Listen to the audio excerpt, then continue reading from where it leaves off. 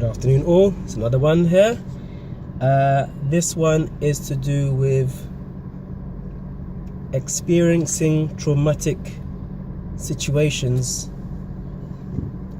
in life, or maybe say in the workplace. Maybe you do a job where you will see gruesome things every day. You hear depressing news every day. You hear things that will touch your heart and pull on your heartstrings every day. How do you deal with that? Because you still have to go home, you still have to deal with your family, your friends. How do you successfully deal with things that are emotionally challenging and draining? Because there is such a thing. Sometimes it's not that you're lifting heavy boxes, sometimes it's not that you're pushing heavy weights, sometimes it's not that, you know, the equivalent would be that you're pushing heavy weights mentally, emotionally. Like, people are pulling on your heartstrings. Maybe you're that friend that everybody goes to when they need advice for something, when they're going through a traumatic experience, when they're going through a sad experience, when they're going through a challenging experience. Like, so how do you deal with that? What is your outlet? How do you keep yourself grounded? How do you ensure that it doesn't make you go into a depressive state where you don't even know exactly what it is that you can actually do for yourself, because you're too busy trying to help others, maybe in your personal life, others in your working environment. Yeah. So as black men, I think that we don't discuss that. I don't think that it's something that we think we should do or have to do or need to do. But I think it is, because it's one thing, you know, for a man to go to the gym and pump some heavy weights. Then you know exactly the next day you're going to feel a bit tired. So you can take a particular protein, or, you know, drink plenty water, and, you know, your muscle will relax and it will, you know, get back to normal, the elasticity and all that kind of stuff. So you know that there's a process that you can actually go through in order to recover from that training. Now, if you're going to work every day, or you're seeing friends, or you're hearing stories every day, or virtually every day, where emotionally it's pulling on your heartstrings, emotionally it's just draining, because maybe you feel helpless, maybe you feel like there's no hope, maybe you feel like you're useless in that, like you can't support the person but you really want to. So when you hear something like that and you feel something like that, what do you do? What can you do? How can you overcome that? How can you deal with that?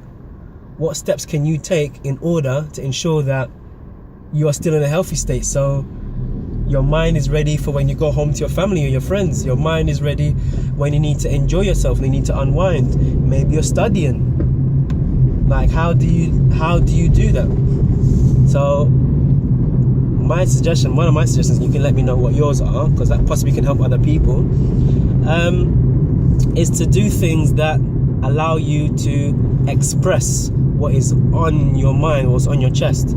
Because I don't think many workplaces nowadays, they might do, offer that kind of service for, you know, those kind of things, because it's not physical. You can still be at work, you can still go into work, you can still drive into work, you can still get the tube, you can still go and, you know, do deliveries and go up and down and that kind of thing. But mentally and emotionally, you might not actually be there, but you still would need some kind of support in regards to it. So I would suggest for black men is to talk to other black men. Like, a lot of the time we have lots of friends around us and we're all busy because we've got to pick up the kids, got to go to work, got to drop them off, the nurse, you know, there's so many things that we have to do. But sometimes I think it's important that we make time to ensure that, you know, we're looking out for ourselves and looking out for each other, because we're supposed to be tough and bad and gangster every few minutes, you know, every day. that's the kind of expectations. We don't need to talk about it. We're all right. You know, we're strong. We're tough. That's what we're supposed to be. But sometimes it's good to share, you know, ideas and share issues and share things that we've experienced and gone through, so that way, you know, it kind of helps us. So in the long run, we'll find that, you know, it may not have been as stressful as we thought, because our brother, our cousin, our friend, they're going through the same thing as well, and you as well, like you experienced that as well, and that could be a shock to you. You never know if you don't try and speak with your people. So I would urge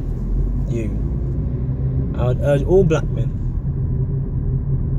talk, communicate with other man them, because maybe sometimes it might not even be helping you, it might be helping your friend who's in a similar situation, but you actually might be better equipped to actually deal with that particular situation or scenario. So sometimes it's not even just about you. Sometimes you could be helping your brother just by opening that discussion, just by making a suggestion. And tell your friends, tell your brothers, tell your family members, I know you might be going through something right now. If you need support, if you need a chat, I'm there. They may never ever ever ask for it, or they may never ever warrant it, but the sheer fact that you've actually said to them, you know what, I'm there for you should you need a shoulder, should you need, you know what I mean, something to lean on, that could be so helpful, so helpful. So yeah, if you have any suggestions, ideas, share it.